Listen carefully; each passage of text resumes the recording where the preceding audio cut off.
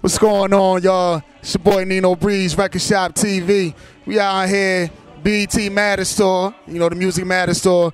Got the lovely Melanie Fiona right here with me. What's going on with you? You know, just made it to the city of brotherly love, getting ready to do sound check. Happy to be back. We're glad to have you back. Glad to have you back. As far as everything that I ever saw from you, always tear stuff down. So I know you're going to tear it down tonight. You have a single right now, right? Gone But Never Coming Back.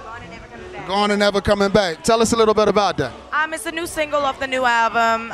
You know, when I did It Kills Me, I gave people a lot of emotion and a lot of, you know, real life storytelling. So on this song, I wanted to come back and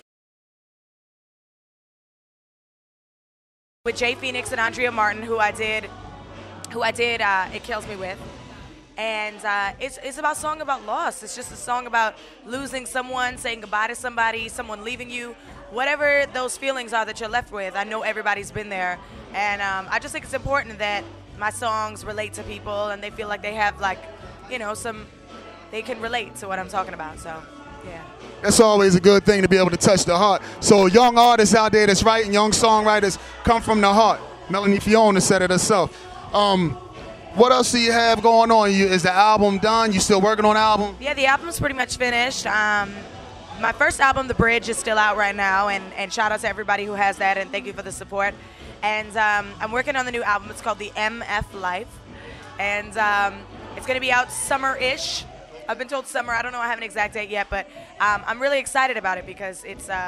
I've gotten to work with a lot of my favorite producers on this album, from Salam Remy to Jay Phoenix and Chuck Harmony, Jerry Wonder, Jack Splash. It's just been a really cool experience, and I'm excited to show people about the MF life because I feel like it's about the ups and the downs that we all go through and the balance of life, yeah. So all your songs are based off of personal experience? Definitely, either personal experience or just human experience, just because I feel like emotion is so important. It's a thing that we all have in common, and it's important that we talk about it and touch upon it so we can relate and share our stories.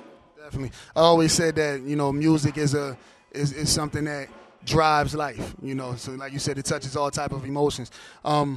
So I know it's a lot of young men out here and obviously a beautiful woman. What kind of man would you say that you look for? What kind of qualities in a man would you like? Young men, listen up. Young men, listen up. Be polite. Manners and respect and reliability are key things, because no girl wants a guy that says he's going to call and doesn't, or says he's going to show up when he doesn't and just flakes out. That's just whack juice. So I think finding someone who's reliable is a key ingredient to finding somebody who is a good candidate for me, just because I just need somebody who's going to be there for me, really, because I'm always on the go, and I'll be there for them when I can, absolutely, but it's a two-way street for sure, and just be passionate about something, because I'm passionate about life and I'm passionate about my music, but like I can't be with anybody who's not passionate about anything. So you have to be passionate, and whatever that passion is, you have to be able to live that and translate that through love and relationships, and it's important. There you go, from Melanie Fiona. That's for young men and grown men. Get your stuff together. You know, I got my stuff together, you know, but y'all need to get y'all stuff together. Melanie Fiona says so. Okay. You're from Canada. I am. You're from Canada. How do you feel about the whole music movement in Canada right now? I feel like it's the biggest and best it's ever been. We've had a lot of talent up in Canada for a really long time, for years.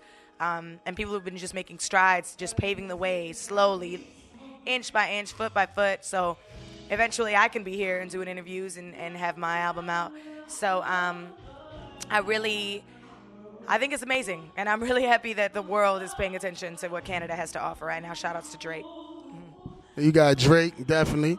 I know back in the day you had Deborah Cox, you got Cardinal Official. We got Cardinal Official, Tamia, Deborah Cox, Glenn Lewis, Socrates, Julie Black, you know, Drake, Justin Bieber. You want to cross over, you could go Avril Lavigne, Celine Dion, Shania Twain, Nickelback. We got a lot of artists from Canada. And then don't forget Mike Myers and Jim Carrey. They're both Canadian. Shout out to the comedic side of Canada. See, y'all didn't know that. I didn't know all those artists. I knew about 6 of them. I didn't know all the other ones. It seems like with that first album when you came out, it seemed like you just dropped out of the sky, and you know, it wasn't like you had a big build up. It didn't seem like on the stateside. Did you have a big build up in Canada? No, actually, I broke overseas in Europe first, and then I came over here, and it was really cool because I got to experience the grind. Like, that fall from the sky took a very long time, and many people don't know that, and it involved a lot of hard work and a lot of perseverance, and it paid off. So I feel good about where I'm at, and you know, now that people know who I am, and I'm on this tour, it's a great look. I get to be out and meeting people and promoting the new album and the new song, so it's a good look. I feel very blessed. As far as musical influences, because you're a wonderful vocalist, who did you listen to, and all of us try to emulate somebody when you first doing it. Who was your influences? I definitely say, as artist-wise, I was really influenced by artists like Alicia Keys and Lauryn Hill, just because Lauryn Hill is probably like the biggest influence, I think, just because she was a triple threat to me always. She was just diverse in everything that she did and was accepted for everything that she did, and was, you know, did it with respect. So I personally admire, you know, Lauryn Hill and Alicia Keys. But I grew up listening to Bob Marley, Sade, Sam Cooke. I'm a huge Motown fan and like old soul, retro soul. So Sam Cooke is definitely one of my favorites, but Whitney Houston is probably my favorite vocalist of all time. Okay, Whitney Houston. I'm sure it's a lot of people that share that same sentiment, you know. Shout out to Whitney Houston. As far as other artists coming up in the game, because like you said, you experienced the grind and everything. Through that grind, what would you say to any artist that's coming up now who's really trying to make it?